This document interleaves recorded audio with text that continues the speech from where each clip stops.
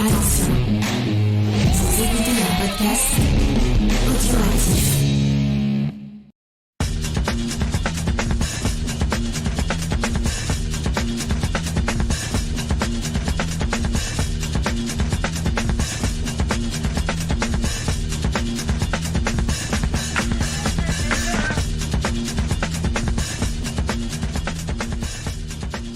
Bonjour à tous et bienvenue dans les chroniques audio des Réfracteurs. Aujourd'hui, on continue notre cycle Paul Schrader et on se penche sur son avant-dernier film en date, Sur le chemin de la rédemption, sorti en 2017 et plus connu sous son nom original, First Reformed. Alors pour m'accompagner aujourd'hui, j'ai une équipe de choc puisque j'ai avec moi Toine et Charlotte. Comment ça va les amis ? Ça va, salut Spike. Bah écoute, ça va très bien, pareil pour parler de ce formidable film avec vous deux. Alors avant de parler du film, je vous offre un petit coup de pub avec beaucoup d'amitié. Alors commençons par toi Charlotte, où est-ce qu'on peut te retrouver habituellement pour parler de cinéma ? Écoute, tu peux me retrouver avec les copains James et Faye et Sophie dans On a supprimé les rushs et dans Motif Cinéma qui parle de films pour la jeunesse. Voilà. Ah, que des bons programmes que j'adore. Et toi, Toine, où est-ce qu'on peut te retrouver ? Alors en ce moment, vous ne me retrouverez pas en live. D'habitude, j'anime l'émission Apéro Ciné en live sur Twitch, mais actuellement, on est sur l'intersaison. Mais vous pouvez retrouver les replays sur Galaxy Pop. Et je me permets la petite promotion de dire que vous pouvez également me retrouver en librairie avec mon livre Réflexions cinématographiques, un sobre portrait du cinéma. Que des rendez-vous à ne pas manquer, que ce soit pour toi Charlotte ou pour Toine. C'est vraiment des émissions que j'adore et j'ai même ton livre Toine dans ma bibliothèque et j'en suis très très fier. Alors aujourd'hui, on va parler, je vous l'ai dit, de First Reformed, sorti en 2017, un film réalisé et écrit par Paul Schrader, avec Ethan Hawke dans le rôle du révérend Ernst Toller, Amanda Seyfried dans le rôle de Maria Menzana et Cédric de Entertainer dans le rôle du révérend Joel Jeffers. Mais alors avant de se pencher vraiment sur le film et de faire un résumé, j'avais envie de vous resituer un peu où en est Schrader à l'époque. Si vous avez suivi nos articles et nos podcasts, vous savez peut-être que les années 2000 n'ont pas vraiment été tendres avec l'auteur. Il a vraiment connu une espèce de traversée du désert. Et First Reformed, sur le chemin de la rédemption, c'est vraiment son retour en grâce. C'est d'ailleurs amusant puisque le titre français n'a aucun rapport avec le titre original, mais cette rédemption, c'est un peu aussi celle de Paul Schrader, j'ai l'impression. Et il est d'ailleurs intéressant de noter, finalement, sur le chemin de la rédemption, on critique souvent les titres français qui n'ont pas forcément grand-chose à voir avec le titre original, mais pour le coup, même si celui-là n'a strictement rien à voir, mais en même temps c'est dur de franciser un titre comme First Reformed par rapport au film, sur le chemin de la rédemption est pour le coup une belle traduction de titre français, quelque chose qui est vraiment l'image du film, je trouve. C'est vrai que ça lui colle plutôt bien. Alors je vais vous proposer de faire un petit résumé, je m'y colle comme ça au débeauté. Je dirais que First Reformed, c'est donc la trajectoire du révérend Ernst Toller, que joue Ethan Hawke, comme je vous l'ai dit, qui est un peu en proie à ce qu'on pourrait appeler une crise de foi, sans mauvais jeu de mots. C'est-à-dire que sa connexion avec Dieu est un peu cassée, il a du mal à se reconnecter avec le divin. Puis, son destin va vraiment basculer lorsqu'il va rencontrer Marie Menzana, interprétée par Amanda Seyfried, une femme inquiète pour son mari qui semble de plus en plus soucieux du sort de la planète, qui est un véritable activiste pour l'écologie. Alors, Marie Menzana, elle s'inquiète pour lui parce que cet homme, il semble avoir des pulsions un peu étranges. On a l'impression qu'il est sur le point de basculer. Et donc le film va vraiment se concentrer sur le révérend Ernst Toller qui va prendre conscience du combat de cet homme pour l'écologie et qui va remettre en cause sa relation avec l'Église et avec le divin en général. Voilà en tout cas le point de départ du film qui va se complexifier au fil du long métrage et on va avoir l'occasion de détailler un peu ce déroulé ensemble parce qu'il y a de très nombreuses scènes à interpréter, je trouve, dans ce film qui vraiment comporte plusieurs couches de lecture tout assez complexes. Le vrai cœur du film, selon moi, c'est une remise en cause de l'Église et de la religion. C'est une sorte de défi avec le divin. Et ça va essayer un peu de théoriser ce qui peut être parfois contraire entre les Écritures, la Bible en l'occurrence, et l'organisation cléricale, dira-t-on. C'est intéressant de voir que Paul Schrader, d'ailleurs, il se transpose un peu dans son personnage. Il évoque par exemple à un moment un grand-père qui vient du Michigan, tout comme Paul Schrader. Et d'ailleurs, je vous rappelle, si vous n'avez pas écouté les précédents podcasts, que la religion, elle a eu un rôle prépondérant dans la vie de Paul Schrader, puisque jusqu'à ses 18 ans, il a été élevé dans la foi religieuse la plus stricte, avec notamment une branche bien spéciale du protestantisme, le calvinisme, si je ne dis pas de bêtises. Alors, avant de se pencher sur le film, il y a peut-être un autre élément qu'il faut remettre en contexte, puisque ce n'est pas la première fois que Paul Schrader va nous parler de Dieu et du divin. Je crois que Toine, tu avais un peu de contexte à nous reposer, et tu vas nous parler d'un film précédent qu'on n'a pas traité, mais qu'on va évoquer maintenant. Alors je vais mettre d'entrée de jeu les deux pieds dans le plat. Il y a eu une incursion religieuse déjà dans la filmographie de Paul Schrader, en l'occurrence une incursion dans la filmographie de scénario. On sait, et on l'a vu, Paul Schrader n'est pas forcément quelqu'un qui porte le concept de religion haut dans son cœur. Sur le chemin de la rédemption, on est une preuve encore s'il en fallait une. Mais il a eu l'occasion de collaborer dans les années 80-90 avec un réalisateur qui, lui, la religion est quelque chose de très positif, puisque c'est un metteur en scène qui a hésité entre faire du cinéma ou devenir prêtre au début de sa carrière. Vous l'aurez sûrement reconnu, c'est Martin Scorsese, et on va parler brièvement d'un autre film qui a beaucoup de similitudes avec Sur le chemin de la rédemption, c'est La dernière tentation du Christ. Alors en préambule, il me semble évident qu'il faut dénoncer les actes ignobles qui ont été faits à l'égard du film. Je parle bien évidemment des attentats du cinéma Saint-Michel, réalisés par des catholiques intégristes. Mais je vais reprendre ça un peu plus tard dans mon explication. On n'a pas voulu traiter La dernière tentation du Christ de manière isolée. En tout cas, moi, j'ai pas voulu le faire et j'ai préféré demander à mon hôte aujourd'hui quelques minutes au sein de ce podcast pour en discuter brièvement.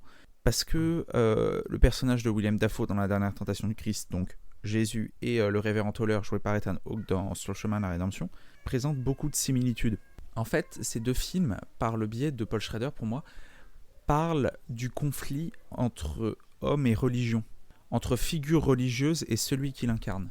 Dans La dernière tentation du Christ, c'est Jésus qui va vivre sa vie pieuse, sa vie de Messie tout du long, et qui, désolé pour le spoil, sur la croix, va être tenté par quoi ? Par une vie simple d'homme.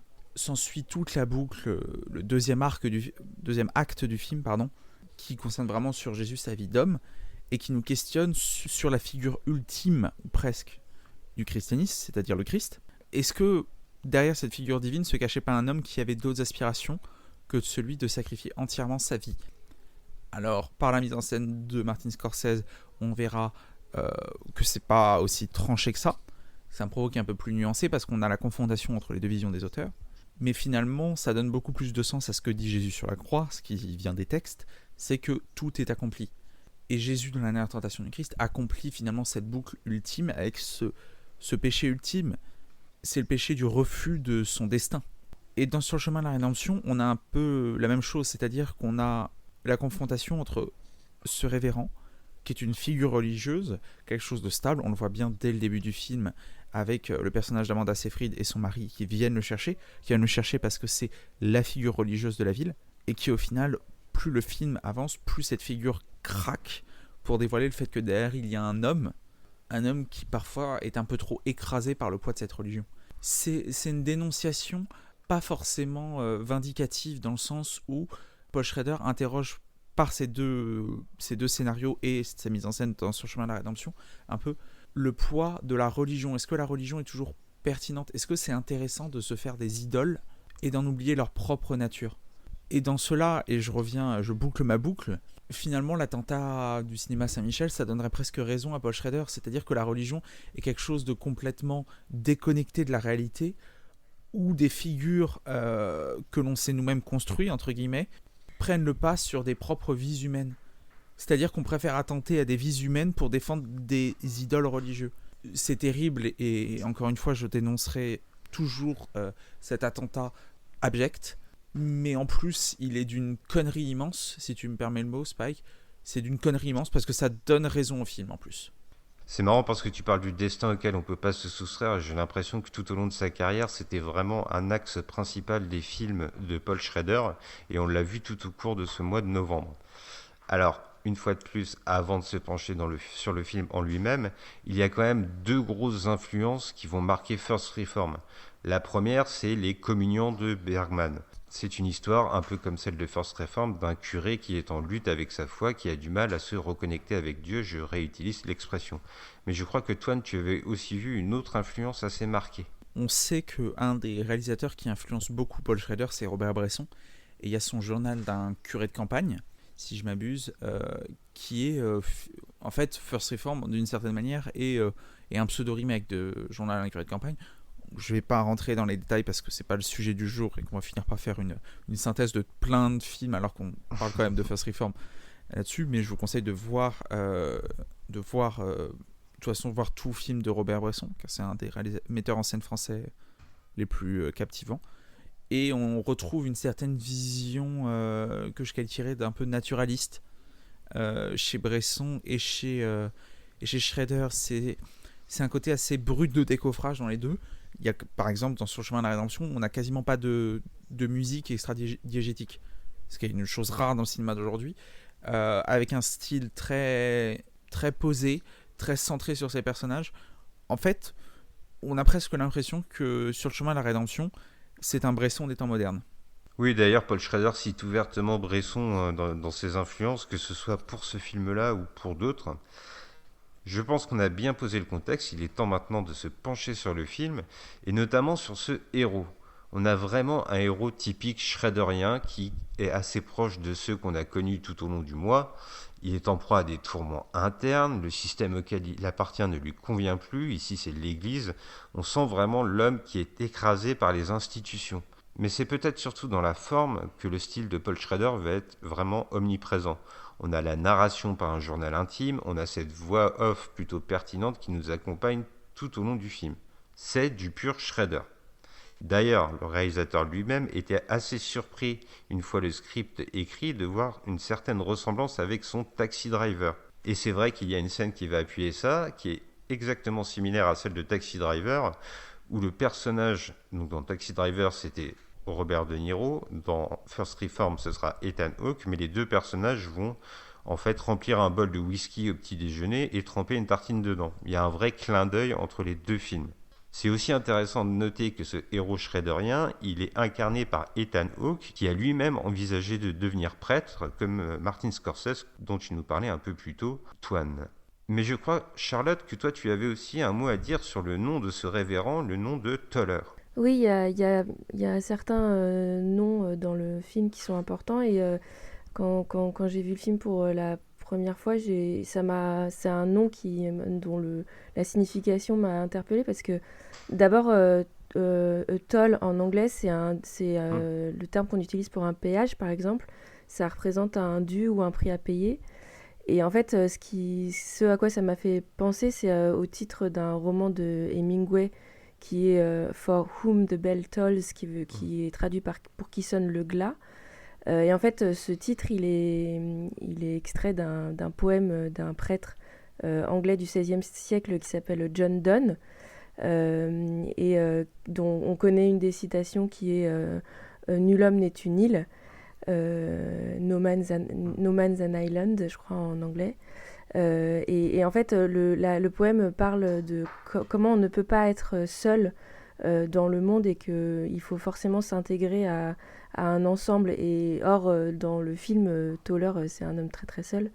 Et on a d'ailleurs une conversation à Vie Abondante, qui est la super église avec son référent religieux, qui est un autre pasteur, où le pasteur lui dit qu'il faut sortir du jardin, entre guillemets, c'est-à-dire arrêter de souffrir et être dans le monde, quoi. Et alors, j'ai pas réussi à trouver le point commun. Je sais pas s'il y en a un, c'est peut-être pas concret pour Schrader, c'est peut-être quelque chose qui est intégré en lui, mais qu'il n'a pas extériorisé concrètement. Mais le personnage de Toller s'appelle Ernst, et je vous parlais du roman de Ernest Hemingway, donc ils ont le même prénom. Je sais pas si ça a une signification précise, mais voilà. Et puis en fait, je crois que la littérature a une importance dans le film. Il y a des livres qu'on voit au tout début, qui sont les livres de chevet de Toller, et il y a 4 livres, il y a la Bible au milieu, mais il y a 3 autres livres où en fait c'est que des livres de mystiques ou de théologiens très importants dans le...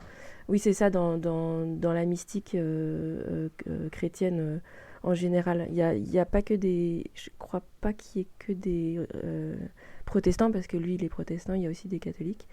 Mais voilà, je pense que c'est pas complètement au hasard qu'il s'appelle Toller, parce que la littérature a une importance pour Schrader, a priori, pour sa propre construction spirituelle, et puis pour ses personnages, quoi. Voilà. C'est vrai que tout au cours de ce mois de novembre, on a quand même eu l'impression que Paul Schrader ne laissait que peu de place au hasard, et j'ai tendance moi aussi à penser que ce nom il n'est pas innocent et qu'il l'a vraiment réfléchi. Il y a vraiment un sens pour moi, je rejoins complètement ton interprétation. Alors ce personnage principal, moi ce que j'ai trouvé intéressant, c'est de l'installer dans une relation qui est véritablement cassée avec Dieu. Là aussi ça correspond vraiment au cinéma de Schrader, mais le point de départ de cette histoire c'est une rupture. Le journal qu'on a évoqué du révérend Toller, c'est un peu sa forme de prière, parce que la prière, il n'arrive plus à l'accomplir en fait. Il va nous le dire clairement dans le film, si seulement je pouvais encore prier. On a l'impression que ce journal, c'est donc une forme de confession avant qu'il trouve une autre forme de prière dans sa prise de conscience écologique. Tu parlais de Taxi Driver comme similitudes nombreuses sur le chemin de la rédemption. C'est peut-être un trait qui a traversé la filmographie de Paul Schrader, ce cinéma de la rupture, et entre Travis Bickle et le révérend Toller. Il y a ces ruptures, comme tu l'as dit, ce sont des hommes cassés, mais ce sont des gens qui ne vont avancer que par rupture. On a par exemple dans l'existence du révérend Toller, ce qui précède le film, ce qui précède son entrée en religion, c'est deux formes de rupture. C'est la rupture avec la tradition familiale, puisque lui est éduqué dans une famille de militaires et son fils va mourir en Irak. Il y a une forme de rupture là-dessus. Militaire et pasteur, hein, parce que il dit que son grand-père était pasteur lui aussi, il me semble. Hein. Il y a les deux, ouais. Et il y a une rupture avec sa femme antérieure. Donc la vie du révérend Toller est marquée de ces ruptures, ruptures sentimentales, ruptures spirituelles en fait, qui l'amènent à cet aboutissement. Je dirais pas que c'est un personnage qui est foncièrement passif. Je dirais pas forcément que c'est un héros non plus. En même temps, le concept de héros chez Paul Schrader est quelque chose de très nuançable. Et c'est quelqu'un qui avance par ses ruptures, mais je pense qu'on va y revenir plus en détail tout à l'heure. J'ai juste, tu disais qu'il cherche une autre qu'il cherche une autre forme de prière et qu'il n'arrive pas à prier. Et là, Antoine nous parlait de Journal d'un curé de campagne, mais c'est une citation directe de Journal d'un curé de campagne. Il y a une phrase qu'il dit dans le film. Il dit: le désir de prière est déjà une prière, et ça c'est texto ce qui est dit dans Journal d'un curé de campagne. Il y a un vrai parallèle entre les deux films. Oui, d'ailleurs, si j'ai bonne mémoire, dans le film, Ethan Hawke parle de la prière de manière un peu démystifiée. Il dit que les gens s'attendent en général à une expérience, alors que ce n'est pas vraiment ce qu'on peut espérer de la prière. Il y a une réflexion autour de cet acte, moi j'ai trouvé. Mais en tout cas, le révérend Toller, pour moi, c'est aussi une figure de martyr vraiment marquée. C'est souligné, comme souvent par Paul Schrader, par le côté très dépouillé de son appartement. Ça n'est pas la première fois dans un de ses films que l'habitation d'un protagoniste est vraiment réduite à quelque chose de très sommaire. Chez le révérend Toller, on va avoir une chaise, un lit, un bureau et basta. Mais cette figure de martyr, elle s'exprime aussi à travers la maladie. Il y a une maladie qui frappe le révérend Toller et on a l'impression qu'il se force à souffrir pour expier ses péchés qui sont liés à son background familial dont tu nous parlais toi, la mort de son fils en Irak.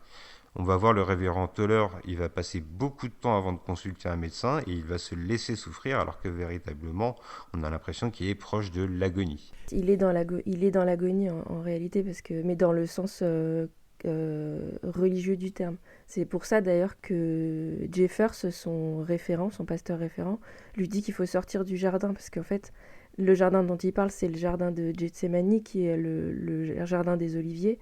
Et c'est dans la religion chrétienne, on parle de ce moment où Jésus prie au jardin avant d'être arrêté et crucifié, avant de vivre sa passion. On parle de l'agonie de Jésus, et c'est exactement ce qu'est en train de vivre Toller.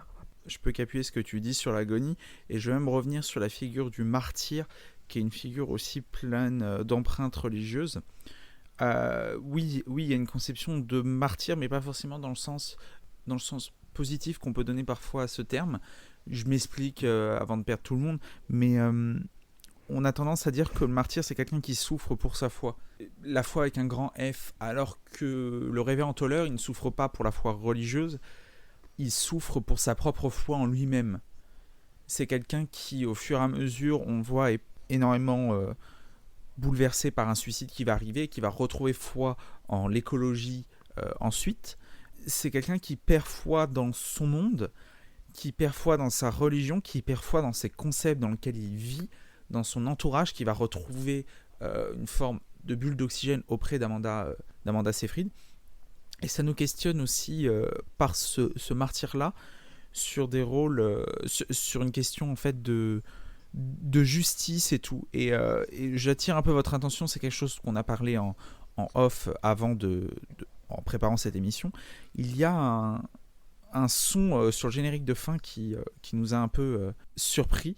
On entend un son de baleine dans le générique de fin, et j'ai pas pu m'empêcher en fait de penser par la baleine au livre de Jonas. Alors pour ceux qui connaissent pas vite fait le livre de Jonas, c'est un texte très court de l'Ancien Testament qui explique que Jonas se retrouve sur un bateau, une tempête arrive, il n'aide pas les marins, il est tiré au sort parmi l'équipage de ce bateau comme désigné comme responsable de cette tempête, il est donc jeté par-dessus bord, il va atterrir dans le ventre d'un gros poisson, souvent confondu comme une baleine dans la mythologie chrétienne, où il va passer 3 jours et 3 nuits, puis ensuite arriver à Ninive, qui est une importante ville, pour dire que Ninive va être détruite dans 40 jours.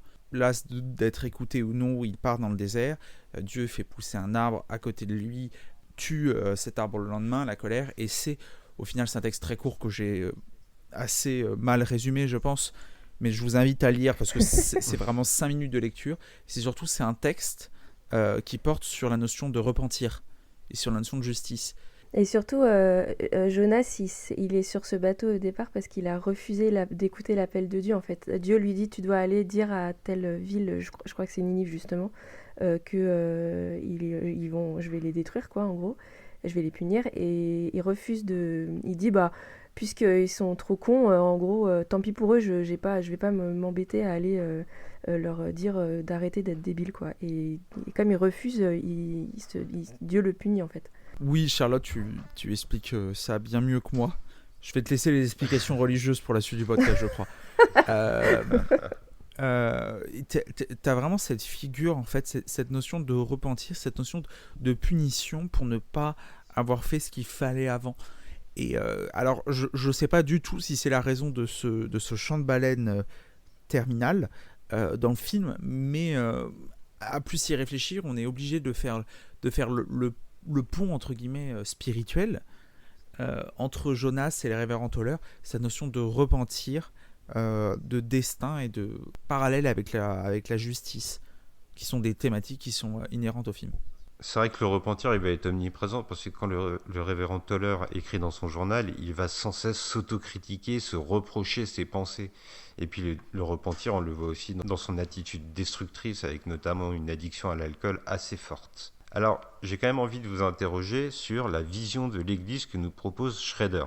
Il y en a 2 dans le film, il y a celle d'Ethan Hawke, l'église First Reformed, et l'église, comme on l'a évoqué un peu plus tôt, Abundant Life, qui est beaucoup plus importante, mais qui a tendance à se rapprocher d'une espèce de grande corporation. C'est un peu la religion usine, j'ai l'impression. Et du coup, l'opposition est importante. L'église d'Ethan Hawke est un musée où personne ne vient, tandis qu'Abundant Life est plutôt une espèce de... j'ai envie de dire entreprise, même si c'est un gros mot, mais une entreprise un peu corrompue qui va marketer Dieu et lécher les bottes des multinationales pour avoir des financements. On l'a dit pendant tout le mois, quand Shredder parle d'un système humain, il est en général corrompu. Et une fois de plus, c'est le cas. Et moi, il y a une scène qui m'a interpellé, peut-être pour illustrer ça, pour illustrer le cynisme de Shredder sur la religion. C'est un chant de chorale au sein de Abundant Life que j'ai trouvé très étrange. On avait l'impression que le message du chant, qui est assez, hardcore, j'ai envie de dire, parce qu'on parle de se laver dans le sang de l'anneau, et en même temps, on a l'attitude des chanteurs qui est très désinvolte, c'est des jeunes gens qui s'amusent, qui se font des petites blagues, et j'ai trouvé que cette opposition, elle était assez intéressante. Mais il me semble que Charlotte, tu voulais développer sur ce chant bien particulier. Oui, non, je trouve pas que le terme entreprise, pour revenir à ce que tu disais pour définir vie abondante, est exagéré, parce qu'il est même cité dans le film par... c'est Marie qui dit que son époux Michael ne veut pas aller à vie abondante parce qu'il trouve que c'est une entreprise. Et en fait, ils sont représentés exactement comme ça. Jeffers, qui est donc le patron de cette entreprise, on voit qu'il délègue son travail et qu'il a du monde qui travaille pour lui en fait, alors que par opposition à Toller qui est vraiment seul dans une église vide qui est devenue un musée et son occupation, une de ses occupations, c'est de faire visiter son église, quoi. Parce que en fait, c'est une église qui est historique. Ce serait une des premières églises construites par les pères fondateurs, en gros. Et donc, quand il arrive à Vie Abondante, en fait, c'est une image de ces églises qui existent aux États-Unis, qui sont des super churches, où il y a, là, il parle de 5000 personnes qui peuvent entrer dans l'église. Donc, c'est vraiment des trucs gigantesques. Ils ont des émissions de télé, ce qu'on voit dans le film. Et il y a un système de prédication qui est hyper, comment on dit ça, spectaculaire, quoi. Et donc c'est vraiment très très opposé à la vie hyper ascétique de Toller dans sa petite église, quoi, qui est une vieille église, hein, vraiment dans le terme le plus littéral possible. Une église non seulement vieille, mais en fait en train de mourir, quoi. Il y a 3 personnes qui assistent à ses offices. Et quand il entre dans l'église, il y a ce chœur qui chante cet hymne qui date du 19e siècle, il me semble. Alors, le terme « se laver dans le sang de l'agneau », c'est un terme qui est presque officiel, en fait. C'est une image qui existe dans la mystique chrétienne. Mais c'est un chant qui parle de la confiance en Dieu, parce qu'en gros, dans les paroles, on demande si on est prêt pour la venue de Dieu, si on se tient chaque jour en état de grâce. Et il y a pas mal de paraboles dans l'évangile qui parlent de ça, du fait d'être prêt à n'importe quel instant à la venue du Messie. Mais il y a aussi une autre question qui est posée, qui est la question de la pureté. Dans les paroles, il y a « Ton vêtement est-il blanc comme la neige ?» Et ceux qui la chantent font partie donc de Vie Abondante. Et la chef de chœur, qui s'appelle Esther, on va en parler un peu plus après, travaille beaucoup pour Vie Abondante. Elle est omniprésente même. Et on sait au fur et à mesure du film que en fait, cette église n'est pas vraiment un exemple de pureté, puisqu'elle reçoit des dons de l'entreprise Bulk, qui donc va poser problème dans le cours de l'histoire, quoi. Il y a même, si tu me permets, Spike, il y a même, pour revenir sur ce que tu disais, l'image de l'église dans le film, par cet exemple de super church complètement risible, avec cette corruption et cette église historique, entre guillemets, d'une certaine manière, à l'abandon humain, il nous fait presque penser que le concept d'église, le concept de religion, c'est quelque chose qui est dépassé. C'est-à-dire que soit c'est obligé de devenir risible et trahir ses principes fondamentaux pour devenir une entreprise, ancrée d'une certaine manière dans un 21e siècle complètement cynique. Et là, on aborde toute la question écologique du film. Ou alors, elle peut rester fidèle à une forme de tradition. Et on voit que la tradition religieuse n'est plus adaptée à notre temps et est délaissée. Et c'est la question qui n'est pas forcément montrée par quelque chose de purement vindicatif, purement anticlérical, qui est beaucoup plus profond et beaucoup plus intéressant. C'est que Schrader nous questionne, j'ai l'impression, dans ce film, sur la pertinence des religions aujourd'hui. Est-ce que dans notre monde d'aujourd'hui, est-ce que c'est pertinent de mettre la question religieuse au cœur des choses, alors qu'il y a des débats plus intéressants, notamment le débat écologique? Est-ce qu'il y a un intérêt de laisser guider nos vies, notamment parce que c'est une église réformiste, parce qu'il faut savoir qu'il y a des courants protestants et catholiques qui sont plus spécifiques que chez nous en Europe, aux États-Unis, qui sont peut-être plus absolus même parfois. Est-ce que ça vaut le coup aujourd'hui de confier le cœur de nos vies à des religions qui sont complètement déconnectées de la réalité? Je sais pas si c'est ce qu'il dit, parce que en fait, je sais pas si le discours de Schrader il est là. Moi, je me demande s'il n'y a pas un. Mais j'en reparlerai après sur l'interprétation que j'ai du film. S'il n'y a pas un discours sur est-ce que on a besoin d'une église hyper comment dire, moderne, riche, qui s'intègre dans tous les aspects de la vie, parce que moi, c'est cette histoire de chaîne de télé, moi, c'est un truc qui m'a frappée, parce que c'est très présent aux États-Unis. Ou alors, est-ce que l'Église ne devrait pas être plus austère, justement, plus pauvre comme celle de Toller.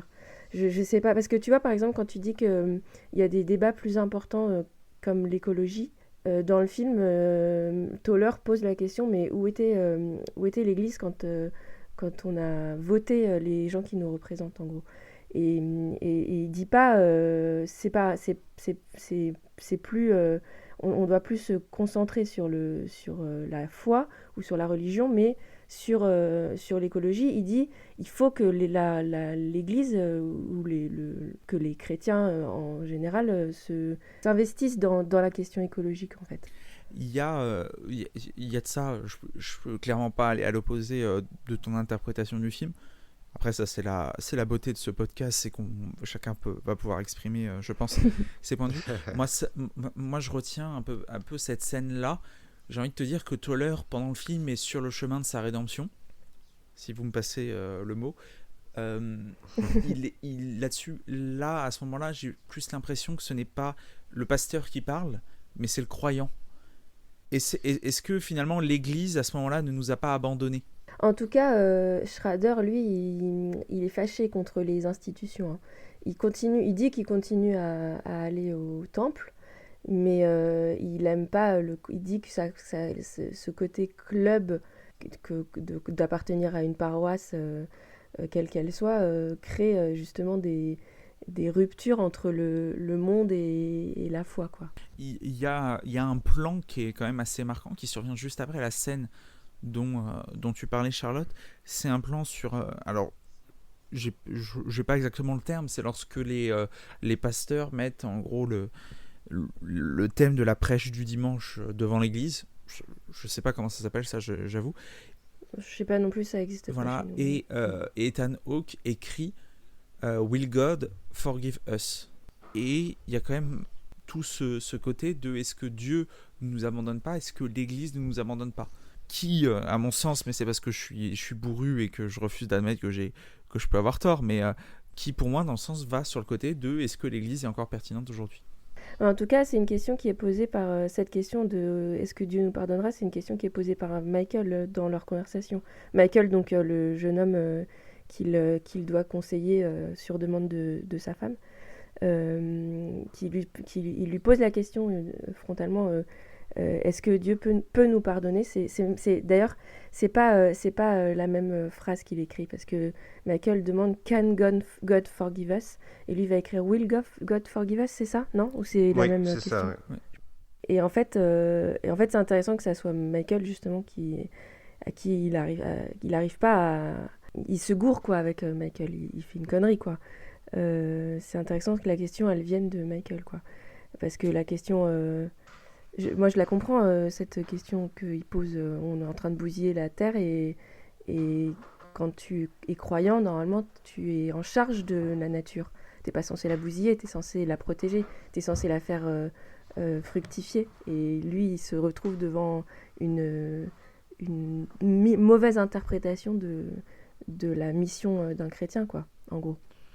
Alors tu nous as parlé de Michael, le mari de Marie Menzana, le père de l'enfant qu'elle porte, et c'est vrai que cette fracture qu'a Ethan Hawke avec l'Église, elle va être cristallisée autour d'une scène où c'est une espèce d'affrontement théologique, où Michael va appuyer les crises écologiques qui frappent la planète, tandis que le révérend Toller, lui, va essayer de trouver des réponses religieuses. Et il parle d'ailleurs dans le dialogue d'un véritable défi. J'ai presque envie d'analyser cette scène parce que visuellement, il y a quelque chose que j'ai trouvé assez fort, c'est que lorsque Michael parle, derrière lui, il y a un écran de PC qui restitue le réchauffement climatique dans les années à venir. Et les années à venir, ça va vraiment être l'obsession de Michael puisqu'il a peur pour son enfant. Alors ce PC, en plus, il ne va pas être innocent parce qu'une fois que Michael, on va le spoiler, ça arrive dans la première moitié du film, ça n'est pas un gros spoil, mais Michael va se suicider parce qu'il ne réussit pas en fait à sortir de sa dépression. Et c'est derrière son PC qu'on va trouver ses dernières volontés. Donc pour moi, ce n'est pas un objet innocent. Ce plan, il m'a interpellé. Et d'ailleurs, juste après le suicide de Michael, il y a un autre plan très bref qui m'a intéressé, c'est lorsque le révérend Toller retourne à Abundant Life, le logo d'Abundant Life est filmé à l'envers en fait. On a l'impression que là, Paul Schrader, je surinterprète peut-être, mais il souligne que Abundant Life en fait se fourvoie, notamment en pactisant avec des entreprises qui sont des pollueurs avérés, l'entreprise Bulk, comme tu l'as dit plutôt, Charlotte. Alors pourquoi cette fracture? Moi j'ai eu l'impression que Ethan Hawke renouait avec Dieu, il renoue avec sa création, la planète, il veut la protéger, mais il comprend qu'autour de lui les autres hommes d'église se fourvoient, comme je l'ai dit. Je pense un peu à ce jeune agressif dans une section de groupe que Ethan Hawke ne va pas comprendre. C'est un jeune homme qui va vraiment être vindicatif, qui va dire qu'il en a marre de tendre l'autre joue, qu'il a envie de se rebeller, et il va même avoir des réflexions proches du racisme, on ne va pas se voiler la face. Et là, j'ai envie de vous interroger. Est-ce que First Reform est un film anti-religion? Je ne pense pas, je pense même farouchement le contraire. Je pense que c'est un film qui est respectueux de la religion, mais qui est très très vindicatif envers l'Église en tant qu'organisation. Bah c'est ça en fait, c'est pas un film qui est anti-religion, qui est anti-croyance, c'est un film qui est anti-église en fait, qui pose la question, peut-être que je me suis fourvoyé tout à l'heure en m'exprimant mal et en utilisant les mauvais mots, mais c'est Schrader cible pas le fait de croire, il cible le fait d'institutionnaliser la croyance. En fait, on a tous besoin de croire, surtout face au désespoir. C'est ce que le personnage de Michael dit parfaitement, c'est qu'on est au bord du gouffre. Et au bord du gouffre, on a finalement besoin de croire, de se raccrocher à quelque chose. Il y a, on le disait plus tôt, c'est un parallèle qui a déjà été fait avec d'autres œuvres, mais qui est assez intéressant. C'est Schrader a une vision naturaliste, je trouve, dans ce film. Très nature, finalement, en fait. Est-ce qu'on doit se déterminer par rapport à des institutions corrompues, galvaudées, ou si on doit se déterminer par nous-mêmes en se raccrochant à des valeurs simples qui nous sont accessibles? En quoi faut-il croire? Est-ce qu'il faut croire dans les idoles qu'on nous impose, ou est-ce qu'il faut croire dans les idoles que l'on voit nous-mêmes? Je te rejoins totalement, mais je crois que toi, Charlotte, tu avais peut-être une autre interprétation de cette scène de groupe que j'évoquais plus tôt. Oui, en fait, il y a deux personnages qui interpellent le pasteur. Il y a ce jeune garçon dont tu parlais, Spike, qui va dire j'en ai marre de tendre l'autre joue. Jésus, lui, n'a pas tendu l'autre joue. Et qui effectivement est fâché en gros, il est fâché que le christianisme ne soit pas soit remis en cause, que les autres religions prennent plus d'importance aussi. Et lui, il voudrait une religion brutale, quoi, forte. En gros, lui, il est dans l'idée que les croisés avaient raison, quoi. C'est un croisé, ce gars-là. Oui. Et en fait, quand il dit Jésus n'a pas tendu l'autre joue, pardon, mais Jésus, il est mort. Donc si, il a tendu l'autre joue, il n'a pas résisté, il a accepté de mourir, quoi. C'est même un des cœurs de son message. Bah, c'est lui qui l'a dit en plus, qu'il fallait tendre l'autre joue. Donc il a une très mauvaise... Là, c'est même pas qu'il a une mauvaise interprétation, c'est qu'il dit l'inverse de ce qui est dit, quoi, par les évangiles. Et en fait, Toller, lui, il a une façon de vivre la religion qui est beaucoup plus douce, beaucoup plus intérieure, et qui ne s'impose pas aux autres, en fait. D'ailleurs, c'est quelque chose qui rejoint encore une fois le journal d'un curé de campagne, puisque le personnage du curé dans le film de Bresson, et c'est un livre de Bernanos aussi, me semble-t-il, il a une façon de vivre sa foi qui est très ascétique, qui énerve les autres, et en particulier la famille d'un comte qui donc voit sa richesse s'opposer à l'ascèse du personnage du curé. Bref, je reviens à First Reformed. En gros, il ne faut pas oublier que dans le message du Christ, on vient pour les faibles, pour les plus pauvres, pour les plus petits. Et ce gamin, quand il parle du message de Jésus, lui, au contraire, il veut une religion qui tue, quoi. Il veut une religion qui s'impose, qui s'étend, etc. Il est presque fanatique, on a l'impression, parce qu'en plus, derrière, dans la scène qui suit, on va évoquer le djihad aussi. Donc j'ai eu l'impression que Paul Schrader, il faisait un peu un parallèle. Alors il ne va pas traiter ce personnage de terroriste, mais il fait une espèce de petit parallèle avec le fanatisme. Ouais, et puis il ne faut pas oublier le contexte du film, mais on est en 2017, il me semble que c'est l'année de l'élection de Trump, ou c'est un an après, je ne sais plus. et que pendant sa campagne, sa phrase de prédilection, c'était Make America Great Again, je crois, c'était un truc comme ça. Oui. Refaire de l'Amérique un grand pays, quoi. Et en fait, lui, il parle d'ailleurs dans Le Gamin du fait que la religion n'est plus intégrée à l'école. Et lui, ce qu'il voudrait, c'est ça, c'est que en fait, l'Amérique et la chrétienté, pour lui, c'est la même chose, quoi. Il faut refaire du christianisme une grande religion, quoi. Et puis donc sur la deuxième personne qui parle, c'est une jeune fille qui parle de son père elle dit que c'est un bon chrétien, qu'il est gentil, qu'il fait des bonnes actions, mais qu'il n'arrive pas à retrouver un travail. Et donc pourquoi est-ce qu'est-ce qu'il a fait, qu'est-ce qu'il aurait fait de mal? Est-ce que Dieu le punit, quoi, en gros? Et là, on est dans quelque chose qui est une tendance aussi humaine, c'est de penser que ce qu'on fait va être récompensé, et ce qu'on fait de bien va être récompensé, et ce qu'on fait de mal on va devoir le payer, quoi. Et évidemment, ça se passe pas comme ça, sauf que le pasteur Toller, quand il essaye d'en parler, il est interrompu justement par ce jeune homme. Et quand il va en parler à Jeffers, son référent, Jeffers va lui répondre que oui, c'est la société qui est comme ça. Ces adolescents sont anxieux parce qu'autour d'eux, ils sont envahis par les réseaux sociaux. On leur parle tout le temps d'écologie, etc. Et en fait, il parle du fait que c'est un monde sans espoir. En gros, quand il en parle dans cette conversation avec Toller, on a envie de lui dire bah oui, mais c'est ton boulot en fait de leur rappeler qu'il y a de l'espoir dans le monde et d'en faire, enfin, et même c'est même une formule qui est même pas l'espoir dans la religion, c'est l'espérance. Et donc là, Toller se retrouve face à celui qui est censé être un chef d'église qui ne tient pas son rôle, puisqu'il est en train de dire ah bah oui, mais c'est la société qui est comme ça. Non seulement il tient pas son rôle, mais en plus lui-même participe à cette descente dans le désespoir, puisque son église est financée par une société qui détruit l'environnement, quoi. La transition est parfaite puisque j'allais justement vous interroger sur ce mélange entre entreprise pollueur et le clergé. J'ai trouvé que la confusion elle était assez totale, et d'ailleurs Paul Schrader il va faire un geste de réalisation assez intéressant, c'est qu'il y a 2 scènes de visite dans le film. Il y a la visite de l'église de Ethan Hawke et il y a la visite des usines Bulk. On a l'impression qu'il y a une espèce de symétrie, de jeu de miroir, et qui n'est pas très reluisant pour ce qu'est le clergé et surtout pour ce qu'est Abundant Life. Et moi j'ai trouvé qu'il y avait une phrase particulièrement cynique dans la bouche du pasteur responsable d'Abundant Life, c'est quand il dit à Ethan Hawke de sortir du jardin, alors qu'à ce moment-là on a l'impression que Ethan Hawke est beaucoup plus proche de la création de Dieu que ne l'est cet autre révérend. Il y a une figure qui est intéressante, c'est que on voit souvent, entre guillemets, Toller en scène d'extérieur, mais il me semble pas avoir vu Jeffries dans une seule scène d'extérieur. Ce qui est drôle quand on dit qu'il faut sortir un jardin.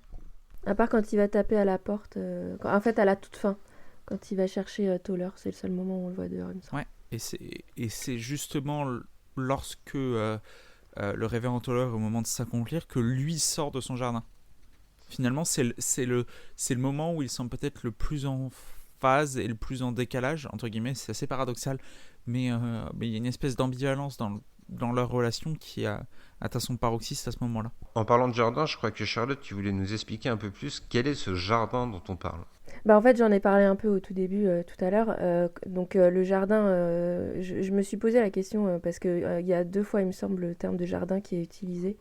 Au tout début, quand Esther, qui donc est chef de chœur, dit aux enfants de prendre une pause, il me semble qu'elle dit aller au jardin. Et donc là, on pourrait plus penser peut-être au jardin d'Éden.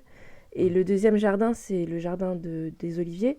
Et en hébreu, c'est Gethsémani, il s'appelle, et ça veut dire le pressoir à huile. Et en fait, cette image du pressoir à huile, c'est une image symbolique qui est utilisée pour parler de Jésus.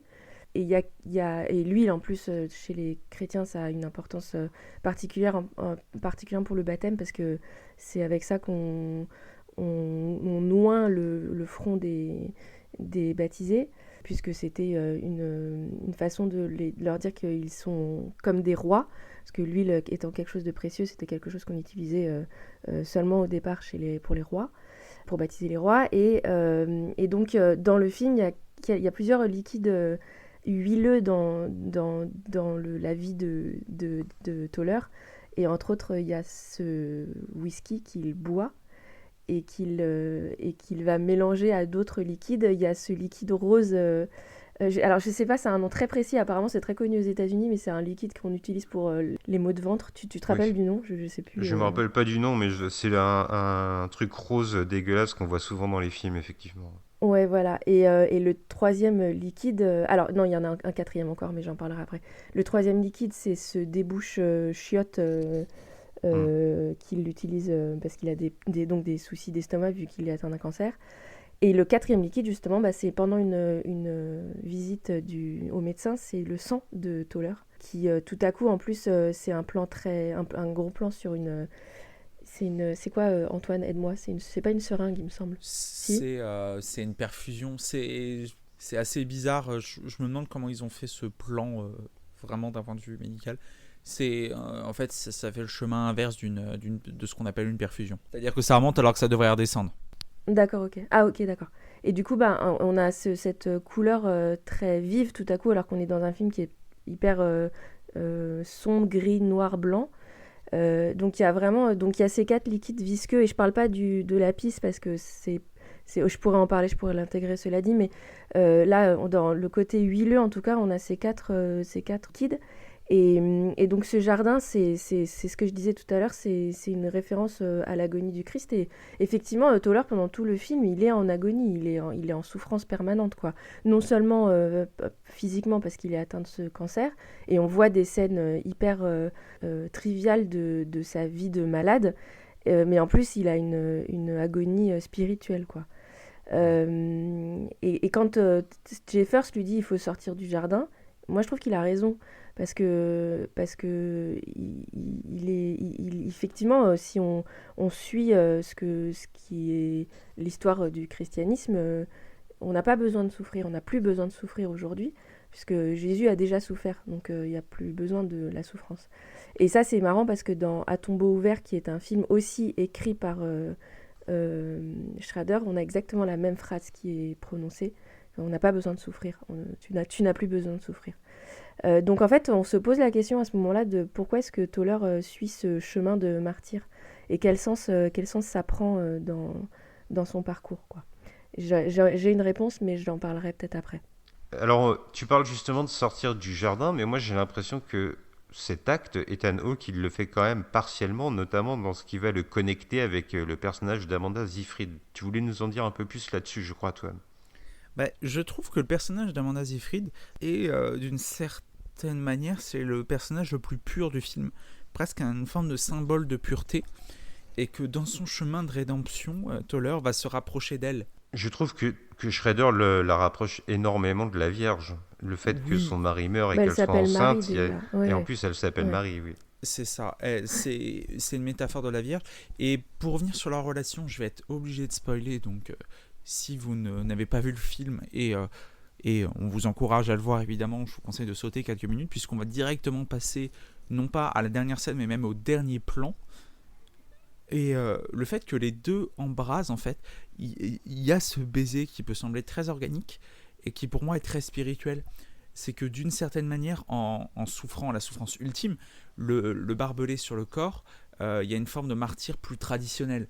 C'est-à-dire qu'il aurait pu se faire exploser, ce qui est une manière d'être un martyr moderne, malheureusement, puisque ça rappelle le douloureux souvenir de nombreux attentats du XXIe siècle. Les barbelés, c'est une forme de souffrance. Il ne faut pas oublier que Jésus a souffert sur la croix, notamment par cette couronne d'épines qui, à juste titre, pourrait être pensée comme étant une couronne de barbelés. Donc ça la rapproche encore plus de Jésus. Clairement, c'est une référence. Hein. Oui. Moi, je pense que c'est c'est l'image, hein, il me semble, en tout cas. Et que les deux s'enlacent, que les deux s'embrassent presque. C'est Ethan Hawke, le révérend Toller, qui termine sa rédemption. Il aboutit, il revient, il embrase et il embrasse une forme de pureté, cette métaphore de la Vierge. Parce que la Vierge, par son impact, parce que Michael, qui est finalement qu'on pourrait presque l'associer à Joseph, celui qui va initier certaines valeurs et qui va très vite sortir, et Ethan Hawke, Ernst du coup, qui se révèle finalement. Il y a une forme de trinité, une trinité qui pourrait faire penser à Joseph, Marie, Jésus. Alors oui, c'est un peu tiré par les cheveux, parce que ok, la figure de Marie dans le personnage d'Amanda Seyfried est évident, autant dans les autres ça peut être plus touchy et je peux comprendre les critiques, mais il y a une forme en fait d'élévation, et l'élévation c'est une autre scène de communion entre le personnage d'Ethan Hawke et le personnage d'Amanda Seyfried. C'est cette fameuse scène de lévitation qui semble un peu venir de nulle part, qui pour moi est aussi une vision de l'esprit, c'est-à-dire que c'est le fait qu'Ethan Hawke est en train de se remettre en forme avec la religion, et qui est en fait est en train de s'élever d'une certaine manière.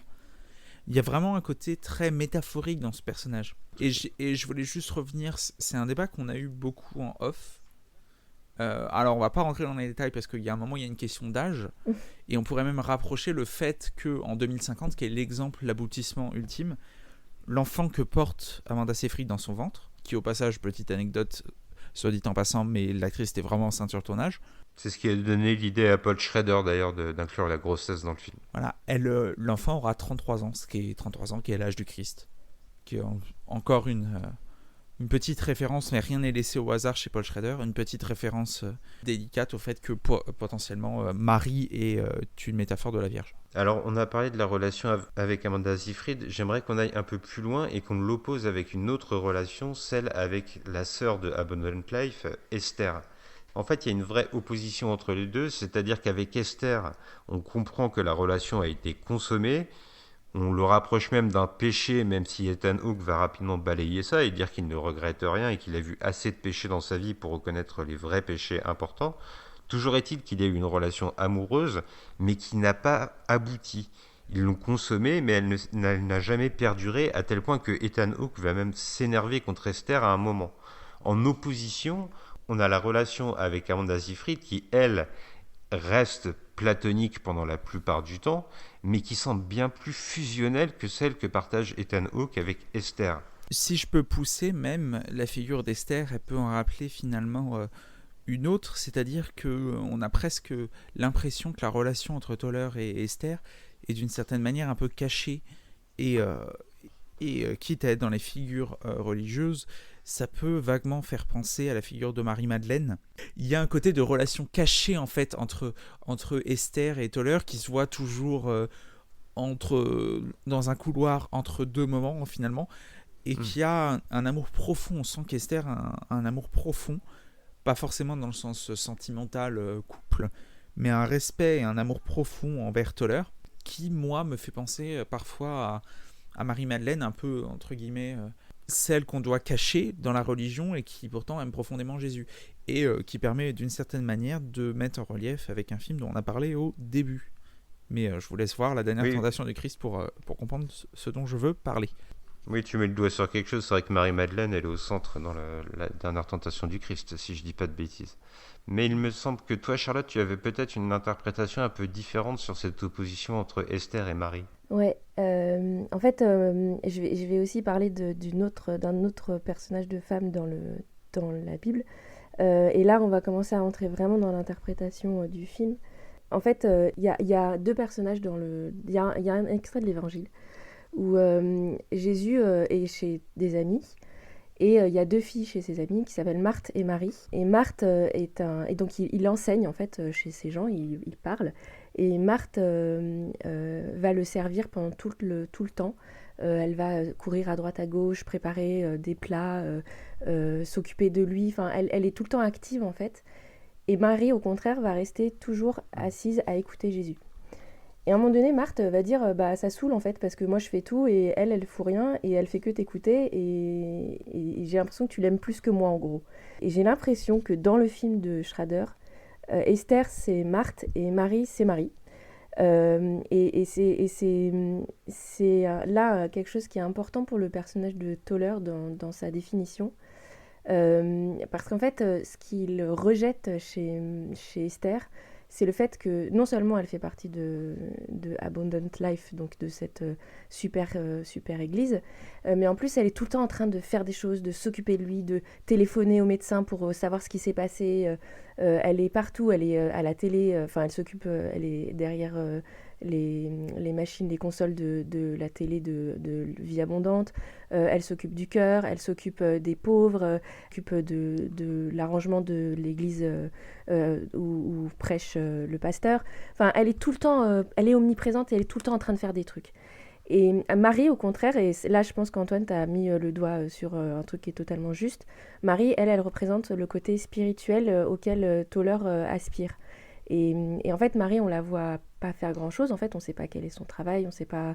elle est une femme enceinte et en fait, ces scènes de lévitation et à la fin, cette scène de baiser sont des scènes qui en fait sont des moments d'élévation spirituelle et ce vers quoi Toller tend en fait. Et je crois que dans le film, il y a vraiment cette opposition entre ces moments hyper triviaux ou ces successions de scènes où on voit Toller qui a du mal à faire pipi, qui souffre, qui vomit, qui nettoie ses toilettes. Il y a Jeffers qui va parler de façon hyper triviale de la façon dont un des hymnes les plus importants chez les protestants a été composé par Luther sur ses toilettes. Il y a cette visite chez le médecin. Enfin bref, il y a tout un truc avec le corps, les difficultés que le corps pose, et, par opposition à ces moments hyper qui élèvent en fait Toller avec Marie. Et d'ailleurs, il y a un truc intéressant, c'est que c'est un film qui est très austère dans la mise en scène, c'est-à-dire qu'on n'a que des plans fixes en gros, des plans qui sont pris en face à face avec les personnages, qui est assez rare au cinéma. Généralement, au cinéma, on essaye de ne pas centrer les choses. On essaye de ne pas faire de symétrie. Et d'ailleurs, en peinture aussi, c'est quelque chose qui se retrouve. Et en photo aussi. Et là, le film est au contraire très, très centré. Souvent, vous pouvez faire une ligne, tracer une ligne au milieu de l'écran. Et vous allez avoir deux parties une partie à gauche très définie, d'une partie à droite. Et d'ailleurs, le film est en 4/3, ce qui est aussi un format très rare au cinéma et qui n'est pas un format glamour, quoi. C'est pas un format très ouvert, au contraire, c'est un format qui enferme les personnages.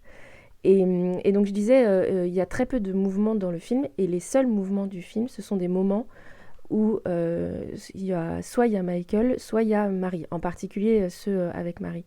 Il y a une exception, c'est le premier travelling du film. Le film s'ouvre sur un travelling avant sur l'église. Mais après, vous avez un travelling sur Toller quand il parle avec Michael et qu'il y a une voix intérieure ou une voix off où il explique que sa conversation est une lutte. Et ensuite, ce ne sont que des travelling ou des panoramiques quand il est avec Marie. Et en particulier, il y a cette scène de lévitation où il y a carrément la caméra tourne carrément. Je ne sais même pas si c'est un vrai mouvement ou si c'est pas un mouvement qui a été fait numériquement. Je pense que c'est peut-être plutôt numérique. Ouais, je pense aussi parce que la scène est vraiment très étrange, quoi. Il y a une scène de vélo, d'ailleurs, qui est le seul moment où on voit Toller sourire, où la caméra, là, elle est forcément en mouvement. Et puis, il y a cette scène de fin où il y a un travelling circulaire hyper impressionnant parce que pas du tout dans le style de tout le reste du film. Et effectivement, je pense que du coup, cette utilisation du mouvement de la caméra, il y a comme peut-être une mise en relation avec le côté spirituel, quoi. Donc oui, je pense qu'effectivement, cette opposition entre ces deux femmes, c'est le terrestre qui est représenté par Esther et le spirituel qui est représenté par Marie. C'est très intéressant ce que tu dis sur le mouvement de la caméra, et c'est vrai que ça ne m'était pas forcément venu avant, mais je rejoins ton interprétation. J'ai l'impression que quand la caméra prend du mouvement, justement, c'est pour appuyer un côté mystique, un côté spirituel, alors que le reste du film est assez froid, et justement c'est une recherche du mystique qu'on ne retrouve plus. Alors on a évoqué cette scène de lévitation. Alors je vais vous décrire un peu le contexte. En fait, c'est un moment où Marie est un peu déprimée. Michael, qui a disparu, lui manque. Et en fait, elle va expliquer au révérend Toller qu'ils avaient l'habitude de faire une espèce d'action bien particulière. En fait, Marie et Michael avaient l'habitude de fumer un petit joint. Bon, ok, admettons. Et ensuite, en fait, l'un s'allongeait sur le dos, l'autre s'allongeait sur lui, face à lui. Et en fait, ils essayaient de calquer leur respiration l'un sur l'autre. Et en général, ça crée une forme de fusion entre les deux. Et dans cette scène, ça va être très étrange puisque Paul Schrader va inviter le révérend Toller et Marie à pratiquer cette chose, sans la drogue douce cette fois-ci. Et on va voir le corps de nos deux personnages s'élever et traverser différents décors. Alors j'aimerais savoir ce que vous y avez vu personnellement, parce que pour moi, le fait qu'ils traversent différents décors du monde, c'est quelque chose de très imagé, parce que juste avant qu'on passe dans cette espèce d'hallucination, on voit une mèche de cheveux de Marie qui tombe sur le visage du révérend Toller et qui lui obstrue la vision. Mais en même temps, on a l'impression qu'à ce moment-là, c'est peut-être le moment où le révérend Toller est le plus connecté avec l'humanité. À travers Marie, il se reconnecte aux gens, lui qui était vraiment solitaire et reclus. Est-ce que vous l'avez vécu un peu comme ça, vous aussi, ou est-ce que vous avez une interprétation légèrement différente ? Alors, je vais me permettre, juste avant de répondre à ta question, de revenir sur quelque chose que Charlotte a parlé avant, c'est ce format 4 tiers, qui est un format très rare dans le cinéma d'aujourd'hui, et qui, je trouve, est parfaitement adapté au film. On a quelques malins de nos jours qui jouent sur les formats d'images sans trop d'intérêt. Ceux qui me connaissent voient parfaitement de qui et de quel film je parle. Mais là, pour le coup, il y a une vraie pertinence parce que appelé à cette symétrie relative au cours du film, on ressent parfaitement l'enfermement en fait de Toller. C'est vraiment pas juste un effet de style, c'est vraiment une intention de mise en scène qui est très très pertinente. Et justement, l'enfermement spirituel qu'a Toller pendant une bonne partie du film, et le fait qu'il s'enferme sur lui-même, est bien représenté par ce cadre qui resserre et qui, d'une certaine manière, met mal à l'aise pendant tout le film. Ensuite, pour revenir sur la scène de lévitation, comme tu l'as dit, Spike, cette mèche qui tombe, pour moi, je l'ai interprétée comme si tu baissais le rideau, en fait. Comme si, pour une fois, Toller se laissait apaiser. Arrêté, parce que c'est un personnage qui est, mine de rien, qui est très cérébral, qui est très torturé, et j'ai vu cette mèche qui tombe de Marie, ça me fait penser tout simplement à un rideau qui tombe au théâtre à la fin de la représentation et qui les laisse d'une certaine manière les deux en connexion. Ça affirme la connexion, et ensuite on a cette vision mondiale, on a cette vision spirituelle, finalement des esprits qui s'ouvrent en fait au monde, qui s'ouvrent à un ensemble plus grand que eux-mêmes. Dans cette scène de lévitation. C'est comme ça que j'interprète la scène, en tout cas. C'est marrant que tu parles d'ouverture sur le monde, parce que justement dans cette scène, on aperçoit Michael au fond, enfin il faut vraiment faire attention pour le voir, mais Michael, donc le mari de Marie qui a disparu, il est bien présent, et on a l'impression finalement que c'était peut-être lui qui était dans la vérité spirituelle, et que finalement à ce moment-là, le révérend Toller va le rejoindre. Mais il faut vraiment y faire très attention. Comment tu as vécu cette scène, toi, Charlotte ? Alors d'abord, c'est la première scène où il y a une musique... c'est pas la première scène où il y a une musique extra-diégétique, mais c'est la première scène où il y a une musique un peu plus musicale, on va dire. Je sais pas comment dire ça autrement, mais qui est pas seulement des nappes de son, mais où il y a vraiment une composition, quoi. C'est une scène qui a effectivement une dimension cosmique, et ça commence d'ailleurs dans les étoiles. Sur les cheveux de Marie qui lui tombent sur les yeux. Ce que je trouve assez beau, c'est que en fait, pendant tout le début de ce rêve, en fait, il traverse des très beaux paysages, d'une nature sauvage. Et à un moment donné, il va repousser les cheveux de Marie et regarder par-dessus ses épaules. Et là, il y a un truc un peu... quelque chose qui revient dans les mythes, quels qu'ils soient, pas forcément des mythes religieux, mais où il regarde par-dessus ses épaules. Et à ce moment-là, on revient sur des scènes beaucoup plus cauchemardesques de circulation de voitures, de pollution, de déchets, et comme si et tout à coup, il avait voulu voir, en fait, comme dans ces mythes où quand on se retourne ou quand on veut voir quelque chose qu'on vous a interdit de voir, il se passe une catastrophe, quoi. Et à ce moment-là, le personnage les deux personnages enlacés commencent à descendre vers le bas de l'écran. Et ce rêve est vraiment devenu un cauchemar. Je voulais revenir sur un truc que j'ai pas dit tout à l'heure en parlant de la dimension spirituelle et la dimension terrestre. C'est que le personnage de Marie et Michael, leur nom de famille c'est Mensana. Et en fait, j'ai regardé dans le film, on voit le nom écrit sur le testament de Les Dernières Volontés de Michael. Et ça s'écrit Mensana. Et on en avait parlé un peu en off. Moi, quand j'entends mens sana, je pense à cette expression, un esprit sain dans un corps sain, qui se dit en latin mens sana in corpore sana. Et donc, mens sana, en fait, on entend esprit sain. Et alors, quand je dis esprit sain, c'est S-A-I-N, mais bien entendu, vous pouvez l'entendre aussi avec un T à la fin. Mais c'est intéressant de voir que celle qui a ce côté, qui détient le spirituel, s'appelle donc mens sana, donc l'esprit saint. Et qu'il y a quand même un problème dans le film, c'est que le corps sain, il n'est pas présent en fait, parce que non seulement il est malade, mais en plus il se détruit la santé en buvant et en mangeant très peu. Parce que la seule fois où on le voit manger avant la toute fin, où il mange pour de vrai dans un restaurant japonais, c'est qu'il trempe, il me semble, un bout de pain dans du vin, ou dans de l'alcool en tout cas. Oui, dans de l'alcool, comme dans Taxi Driver. Et comme dans Taxi Driver, et comme dans le journal d'un curé de campagne, pour revenir toujours au même film. C'est pas un hasard, à mon avis, que ce nom soit le sien, quoi, que ce soit un nom qui évoque cette expression latine, quoi. Alors, il y a une autre scène que j'ai envie d'interpréter, et là, on va vraiment être obligé de spoiler la toute fin. Donc, vraiment, si vous n'avez pas vu le film et que vous voulez garder la surprise, on vous invite à le voir. C'est un vrai conseil, mais on va quand même devoir parler de cette toute fin et de comment on l'interprète. Alors, pour vous situer un peu le contexte à ce moment de l'histoire, avant que Michael se suicide, Marie va découvrir dans son garage une veste de kamikaze, en fait, pour faire un attentat à la bombe. Et on comprend que Michael, même s'il n'a pas de plan clair, il est prêt à passer à l'acte absolu. Cette veste, c'est le révérend Toller qui va la récupérer et qui va la ramener chez lui. Alors déjà, je note un élément visuel, c'est que à chaque fois qu'on va voir la veste dans l'appartement du révérend Toller, on va voir en arrière-plan le drapeau américain replié, celui qu'on offre en fait aux familles qui sont endeuillées, qui ont perdu quelqu'un. Et ici, on peut évidemment penser au fils qu'a perdu le révérend Toller au cours de la guerre en Irak.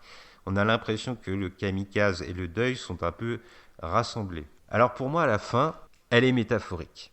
On va voir le révérend Toller s'enrouler de barbelés, on l'a dit tout à l'heure, pour souffrir, parce qu'en fait, il ne peut plus accomplir l'attentat qu'il avait prévu, puisque Marie se rend à la cérémonie et qu'il ne veut pas, évidemment, la tuer. Donc il va se faire souffrir le martyr, et il va même être à 2 doigts de se suicider. Mais en fait, moi, j'ai l'impression, en tout cas c'est l'interprétation que je fais de cette scène, qu'il se suicide en fait vraiment, et qu'au moment de ce suicide, Marie pénètre dans la pièce et qu'ils sont reconnectés. Mais à ce moment-là, pour moi, c'est vraiment de la métaphore. Le révérend Toller n'est plus vivant, il est passé de l'autre côté, et de l'autre côté de la mort, il y a pour lui la rédemption qui est évoquée dans le titre, et cette rédemption, ça passe par l'amour avec Marie. Mais peut-être que vous avez vu autre chose dans cette scène. Peut-être toi, Charlotte, pour commencer ? Bah moi je suis d'accord avec toi, je pense que il est mort en fait à ce moment-là. En fait, je sais pas, on peut le voir comme une scène de happy end où ils retrouvent Marie et enfin leur amour se concrétise, mais en réalité, d'abord en vrai il s'est déjà concrétisé parce que la scène de lévitation c'est quand même une scène d'amour, quoi. Enfin, c'est pas alors là c'est vraiment un amour, c'est presque une extase, quoi. Comme elle est pensée chez les saints qui connaissent l'extase, quoi. Mais en fait, moi, je pense qu'à la fin, il est mort et qu'il voit c'est un peu son idéal d'après-vie, quoi. C'est son paradis. Il se reconnecte complètement. Ouais, voilà, c'est ça. Il se reconnecte complètement avec le spirituel. Et c'est... En fait, Marie, c'est un peu Dieu, en vrai, hein. À la fin, il l'embrasse parce que ça y est, il est passé de l'autre côté et qu'il a retrouvé son créateur, entre guillemets, et c'est pas pour rien qu'elle est enceinte, parce que c'est elle qui porte la vie dans le film, quoi. Contrairement à Vie abondante, qui a beau avoir ce mot dans son nom. Et d'ailleurs, tu parlais de la scène où on voit le logo à l'envers, mais il me semble que Toller marche sur le mot vie. Parce qu'en fait, tout ce qu'ils ont, Vie abondante, c'est effectivement de l'abondance, mais de la vie, je suis pas sûre qu'ils en apportent beaucoup.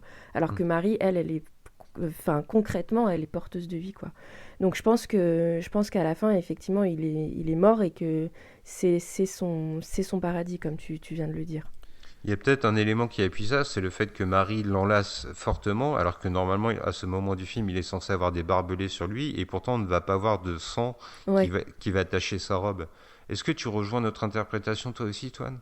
Ben, moi, je parlais tout à l'heure, en début de podcast, du rapprochement qu'on pouvait faire entre Toller et Jonas. J'ai parlé ensuite d'un autre rapprochement, c'est celui qu'on pouvait faire entre Toller et le Christ. Et moi, je sais que à la fin de sa vie, Jésus a souffert sur la croix pour nous libérer. Il a souffert notamment par les barbelés. En fait, pour moi, cette scène finale, d'une certaine manière, c'est l'aboutissement de son chemin de croix, qui est représenté par tout le film, en fait, avec cette extase. Tout est accompli finalement et il embrasse son destin. Mais voilà, entre la figure de Jonas et la figure du Christ, il y a un espèce de yo-yo permanent qui est, je pense, plus dû à une compréhension des textes religieux par Schrader que par forcément toujours dans toutes les scènes une véritable appropriation du mythe. Mais je suis assez d'accord avec vous sur le fait qu'il est probablement mort à la fin, que c'est quelque chose de plus spirituel que organique. Je l'ai dit tout à l'heure, ce baiser final. Il enlace, pour moi, il enlace pas forcément Dieu, il enlace Marie. Marie qui pour moi est aussi figure de vie. En fait, je suis assez d'accord avec ce que vous avez dit tout à l'heure, mais je voulais simplement venir réinsister sur le fait que ça se rapprochait aux souffrances de Jésus sur la croix. Ce côté de s'enlacer de ses barbelés, de souffrir. On voit le sang effectivement sur la robe sur la robe de Toller, mais pas sur la tenue de Marie à ce moment-là. Ce qui est quand même un bon signe. Et je pense qu'il est mort ou qu'il est en train de mourir. En tout cas, que c'est une vue de l'esprit de ce qui se passe. C'est une vue de l'esprit de Toller, ce dernier plan, ce travelling finalement infini qui tourne en lui-même autour. Ça forme un cercle, ça forme un tout en fait. Ou c'est, si vous êtes plus terre à terre, ça peut être la tête qui tourne. Mais il y a une espèce d'ensemble, une espèce de conclusion en fait de ce chemin de croix, le chemin de croix de Toller qui aboutit là à un terme où tout est accompli. Encore une fois, pour reprendre les termes de Jésus sur la croix, tout est accompli et Jésus peut accomplir son destin. Je voulais juste rajouter un point biographique de Schrader, c'est qu'en fait, en 72, il a publié un essai qui s'appelle Transcendental Style in Film, donc le style transcendantal dans les films, dans lequel il parle du cinéma de Dreyer, de Besson et de Ozu, et où il définit une façon de filmer qui, pour lui, correspond à des films qui voudraient montrer le mystère, en fait, de mystère avec un M majuscule. Donc là, on est dans quelque chose de vraiment très religieux. Il se trouve que après, il est tombé sur les écrits de, entre autres, Bazin et Deleuze. Donc il a rapproché ça du néoréalisme italien en particulier. Il a laissé tomber cet écrit qui est un écrit qui a été a priori assez influent quand même aux États-Unis en tout cas, qu'on n'a pas eu nous jusqu'à 2017 justement, ou même plus récent que ça, même 2019 je crois. Il se trouve qu'en 2017, il a réécrit une introduction à cet écrit, à cet essai, qui s'appelle Repenser le cinéma transcendantal ou le style transcendantal. Il a fait First Reform à ce moment-là. Donc il définit 3 moments particuliers dans ces films qui utilisent le style transcendantal. Un premier moment qui s'appelle le quotidien, donc on voit quelque chose de la vie des personnages et des moments qui sont des moments qui d'habitude ne sont pas filmés, ou en tout cas pas filmés comme dans ce style-là, c'est-à-dire lui il va parler de plans très fixes, de moments très longs, où on va repousser le moment de la coupe au montage, où il va filmer des espaces qui sont vides ou des espaces inhabités par exemple, où on va avoir des sons qui sont peut-être un peu trop forts par rapport à ce qui serait dans un film qui se voudrait un peu plus naturaliste justement. Ensuite ça va être suivi par ce qu'il appelle le moment de la disparité, où il va y avoir une désunion entre le personnage et son environnement, et c'est un peu équivalent à ce qui s'appelle le moment de l'appel dans un scénario classique, là où le personnage principal va prendre la décision de rentrer dans l'action en fait. Et à la fin il va y avoir un moment de stase, et ce moment de stase il va être en opposition stylistique avec tout le reste du film. Par exemple, chez Bresson, il va parler de l'arrivée de la musique, une musique souvent, il y a du Mozart par exemple ou du Bach, une musique donc très qui emporte quoi, tout à coup l'image, Et chez lui, justement, ça va être ce mouvement de caméra qui est vraiment très impressionnant autour des deux personnages de Marie et Toller, alors qu'on a eu un film assez statique, quoi. Et en fait, First Reformed, quand il le fait en essayant d'appliquer plus ou moins cette pensée-là qu'il a donc établie dans cet essai. Mais on sent que chez Schrader, il y a quand même toujours une importance très importante pour la narration. Il ne veut pas d'ailleurs faire de film sans que la narration soit au bout, alors que dans certains des films qui utilisent ce style transcendantal, ce qu'il appelle ce style transcendantal, on finit par se foutre totalement de la narration, au point qu'il y a certains films qu'il va classer dans les films d'art, des films qui sont faits pour les musées en fait. Et justement, je me disais que c'est un peu en relation avec le personnage de Toller qui aspire à ce côté spirituel extrême, puisqu'il se nourrit quasiment plus en fait, il ne fait que boire, et cette attraction quand même pour la vie et le fait qu'on est dans le monde et qu'on ne peut pas l'éviter, quoi. Donc je pense qu'il y a quand même il y a quelque chose derrière ce personnage qui reflète la pensée de l'idée de cinéma que se fait Schrader, en fait. Merci beaucoup pour cette belle analyse. C'est vrai que tu as bien creusé le sujet, on le voit, et tu mets vraiment le doigt sur quelque chose, je pense. Alors je pense aussi qu'on a bien cerné sur le chemin de la rédemption, ou First Reformed dans son titre original, et il ne nous reste plus qu'à lui attribuer une note. Bon, alors je vais me jeter à l'eau en premier. Moi, je vais lui mettre un 8 avec un coup de cœur, parce que tant dans la forme que dans le fond, c'est un film qui m'a interpellé et qui résonne d'une certaine manière en moi, et je pense qu'il m'habitera encore pendant quelques semaines. C'est vraiment un film avec une certaine lourdeur, mais je ne le dis pas de manière péjorative. C'est un film qui en fait va vous peser dessus et qui va vous faire réfléchir, et ça c'est toujours bon à prendre. Donc pour moi ce sera un 8. Pour toi Antoine, tu mets combien ? Eh ben moi j'aurais même envie de monter plus haut et de mettre un 9, tu vois, et un coup de cœur, parce que pour moi c'est un très grand film. C'est un des très grands films de la dernière décennie, par son message qu'il porte, par sa maîtrise absolue sur tout ce qu'il y a.